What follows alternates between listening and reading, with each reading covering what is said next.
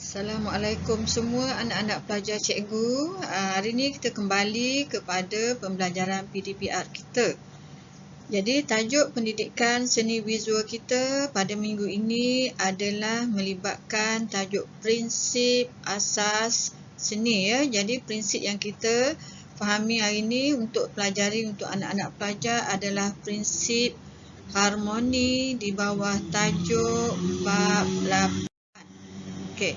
Jadi isi kandungan yang anak-anak perlu pelajari hari ini di dalam memahami tajuk harmoni antaranya adalah objektif, definisi, ciri-ciri harmoni, fungsi harmoni, teknik penghasilan harmoni dan tugasan yang anak-anak pelajar cikgu akan lakukan nanti. Cikgu harapkan anak-anak pelajar cikgu semua berada dalam keadaan harmoni, sejahtera, ketenangan ya insya-Allah. Jadi kita aplikasikan tajuk kita pada hari ini sebagaimana anak-anak lihat di dalam PSV apa yang dikatakan harmoni itu. Jadi kita pergi yang pertama sekali adalah dari segi objektif tajuk kita hari ini. Jadi harmoni yang pertama antaranya ialah kita perlu fahami prinsip harmoni. Seterusnya anak-anak boleh mengeksplorasi dan mengaplikasi prinsip harmoni bagi mengukuhkan pemahaman terhadap bahasa seni visual. Konteks harmoni kita adalah dari segi bahasa seni visual. Kemudian anak-anak pelajar cikgu boleh menzahirkan idea dan konsep melalui pelbagai sumber dan teknologi dalam penjanaan tugasan. Sebagaimana pembelajaran kita secara maya sekarang ni, anak-anak pelajar perlu kuasai sumber dan teknologi. Dan akhir sekali adalah anak-anak boleh menghayati hasil karya seni visual menggunakan tajuk harmoni. Okey. Jadi seterusnya kita pergi kepada yang pertama sekali tadi adalah definisi harmoni. Kalau cikgu sebutkan tadi bagaimana suasana anak-anak pelajar dan cikgu mengharapkan semua anak-anak pelajar cikgu berada dalam keadaan harmoni. Tapi dalam PSV ini, bila kita menceritakan harmoni itu, ia merupakan satu penyatuan objek atau elemen-elemen rekaan yang sama dalam sesebuah gubahan secara tersusun. Maknanya anak-anak pelajar buat rekaan ini, gubahan yang dilakukan itu tersusun ataupun teratur dan bersesuaian dengan tema yang anak-anak akan lakukan. Jadi gabungan unsur-unsur seni tadi, ia akan dapat mewujudkan gubahan yang menyenangkan sama ada dari segi tampak dan menimbulkan kesan keindahan, keseimbangan dan ketenangan kepada siapa sahaja yang melihat hasil karya yang kita lakukan. Jadi itu yang dikatakan harmoni dalam PSV. Seterusnya kita pergi kepada ciri-ciri harmoni. Apabila kita lihat sesuatu objek ataupun gabungan gubahan yang kita lakukan, ia memberi gambaran harmoni sekiranya ia menghasilkan kesatuan penyusunan unsur-unsur rupa ataupun bentuk menghala ke arah yang sama.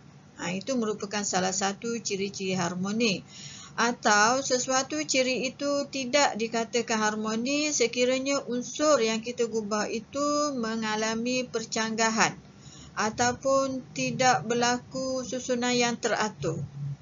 Jadi maknanya itu dikatakan tidak mempunyai ciri harmoni lah. Dan sekiranya apa yang kita gubah itu ia mewujudkan apa sahaja dari segi keselesaan ataupun anak-anak pelajar merasakan ia bersesuaian ataupun mempunyai keseragaman dan menjadi ketenangan daripada kesatuan yang diwujudkan dalam gubahan itu, ia adalah memberikan ciri-ciri harmoni kepada gubahan yang anak-anak lakukan. Itu adalah ciri-ciri harmoni. Seterusnya, kita lihat kepada contoh-contoh ciri harmoni dalam gubahan yang dihasilkan sama ada pada alam semula jadi ataupun ciptaan manusia ataupun melalui gabungan karya visual itu sendiri. Jadi, anak-anak pelajar boleh lihat di alam semula jadi, prinsip harmoni ini dari segi menggunakan unsur seni seperti warna, bentuk jalinan ataupun menggunakan penyatuan daripada unsur-unsur seni sebagaimana gambar rama-rama ini ada gabungan-gabungan unsur seni seperti ada garisannya, ada warnanya, mengikut kesesuaian berdasarkan apa yang telah kita pelajari di bab 2 hingga bab 7 baru-baru ni. Itu adalah tajuk-tajuk berkenaan dengan unsur seni. Jadi sekarang kita lihat pada contoh ciri-ciri harmoni pada buatan manusia. Jadi ini objek buatan manusia. Anak-anak pelajar boleh lihat yang mana prinsip harmoni ini diaplikasikan dari segi bentuk dan warna pada bangunan. Maknanya penyusunan bentuk dan warna itu memberikan kedamaian pada kita ataupun keselesaan. Ini menunjukkan ciri harmoni.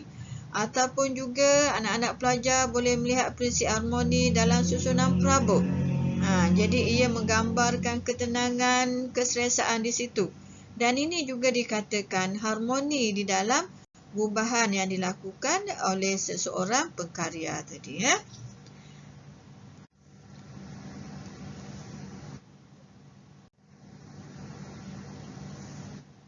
Okey, kita lihat pula kepada fungsi harmoni. Jadi apabila kita memahami definisi objektif harmoni tadi, kita perlu juga tahu mengapa harmoni itu perlu dipelajari oleh anak-anak pelajar. Mengapa harmoni itu perlu diwujudkan? Ini kerana bila anak-anak pelajar melihat sesuatu hasil gubahan yang dilakukan oleh anak-anak pelajar, bila ia memberikan gambaran harmoni, ia boleh mewujudkan nilai estetik. Sebagaimana gambar pada slide ini, Tika melalui anyaman jalinan, melalui asas seni sebelum yang kita pelajari ini, ia boleh memberikan nilai komersial kepada diri penggubah karya tadi. Yang kedua, ia boleh mewujudkan keseimbangan daripada pengkarya yang kita hasilkan. Sebagaimana gambar dalam slide, kita wujudkan karya tadi bentuk keseimbangan. Ataupun menggabungkan hal benda yang berkaitan. Sebagaimana kita buat sulaman tekad ataupun cetakan dan sebagainya. Dan kita lihat juga harmoni, bagaimana harmoni itu dihasilkan dalam karya gubahan kita.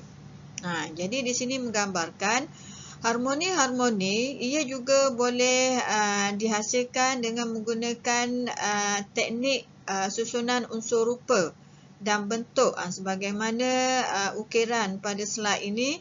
Cara susunan pergerakan gubahan bunga tersebut bergerak pada satu arah, ia menjadikan tersusun.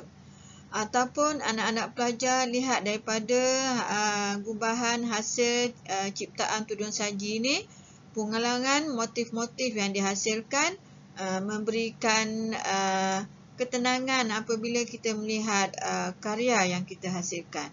Ini dikatakan pengulangan daripada motif yang sama.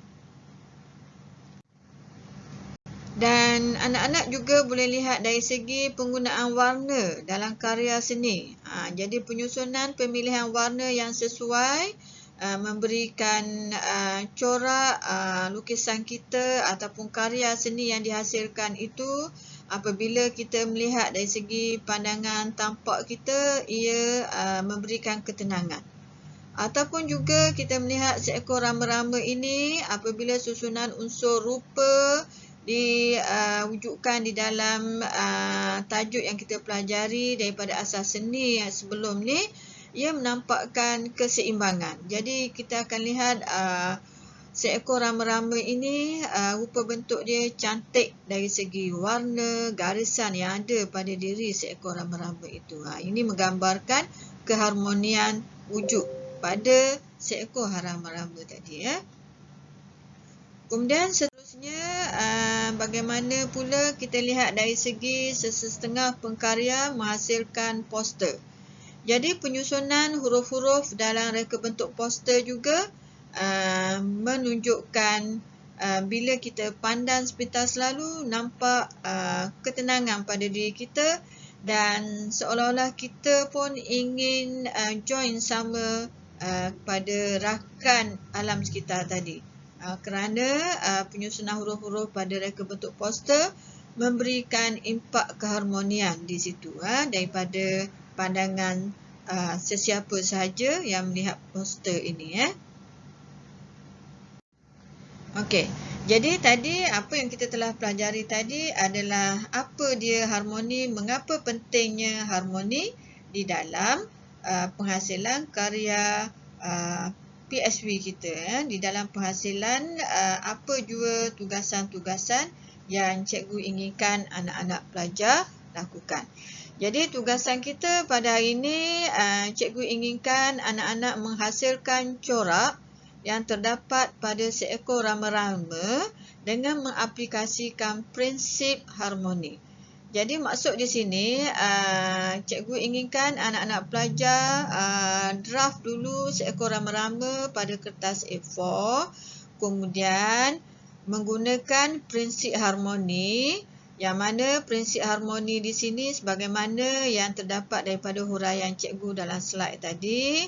Dan sama ada anak-anak menggunakan asas seni, menggunakan dari segi warna, bentuk ataupun sebagainya tadi, dan aplikasikan supaya susunan unsur-unsur seni tadi menampakkan seekor rama-rama itu berada dalam keadaan harmoni. Maknanya hasil seekor rama-rama itu anak-anak pelajar rasakan betul lah rama-rama itu, bukannya jadi binatang yang lain. Dan itulah tugasan cikgu hari ini, dan cikgu mengharapkan anak-anak pelajar cikgu memahami mengapa pentingnya harmoni di dalam gubahan yang kita hasilkan. Jadi itu sahaja untuk pembelajaran cikgu pada minggu ini. Cikgu mengharapkan anak-anak pelajar cikgu sentiasa tekun dan menjadikan pembelajaran PSW ini sebagai pelengkap kebosanan anak-anak di dalam menghasilkan pembelajaran-pembelajaran yang selainnya dalam bentuk PDPR ini. Jadi itu sahaja untuk pengajaran cikgu hari ini. Cikgu akhiri dengan wabillahi taufiq hidayah. Wassalamualaikum. Dan cikgu sentiasa doakan anak-anak pelajar cikgu sentiasa berada dalam keadaan keseimbangan, ketenangan dan of course lah sentiasa harmoni. Jadi wabillahi taufiq hidayah. Wassalamualaikum. Selamat belajar.